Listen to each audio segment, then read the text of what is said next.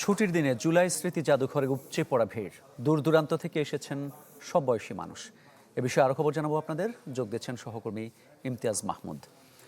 ইমতিয়াজ, খুলে দেওয়ার দ্বিতীয় দিনে দেশের বিভিন্ন প্রান্ত থেকে নানা বয়সী মানুষ এখানে এসে ভিড় করছেন। তারা কি বলছেন?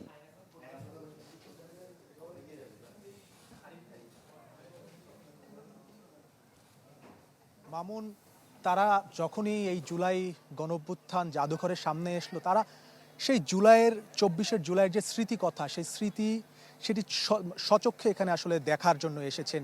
শুধুমাত্র ঢাকার যে না, তা ঢাকার বাইরে থেকে, পাবনা থেকে, ঢাকার আশেপাশের যে জেলাগুলো রয়েছে সেখান থেকে কিন্তু মানুষ আজকে এই ছুটির দিনে এই জুলাই গণঅভ্যুত্থান জাদুঘরে এসেছে। এবং কিছুক্ষণ আগে, অর্থাৎ আজকে 2টা থেকে খোলার কথা থাকলেও জুলাই জাদুঘর 3টা নাগাদ খোলার কারণে মানুষ প্রথম দিকে কিছুটা বিপাকে ভোগান্তিতে পড়ে, কিন্তু যে আসলে জুলাই জাদুঘর দেখার অপেক্ষা সেই জিনিসকে ভুলিয়ে দেয়। এবং বাংলা কিউআর যেখানে নগদ পেমেন্ট সেখানে সারা দেশে 10 লাখেরও বেশি মার্চেন্টে নগদে পেমেন্ট করুন খুব সহজে।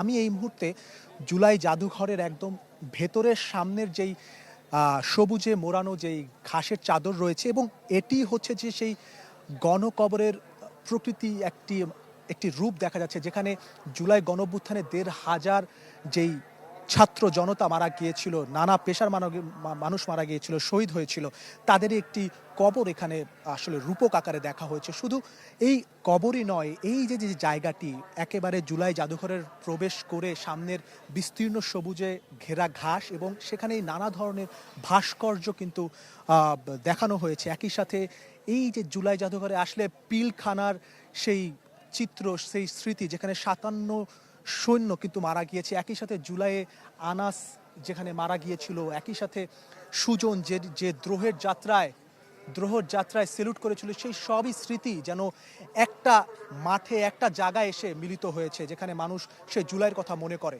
মামুন, ধন্যবাদ আপনাকে।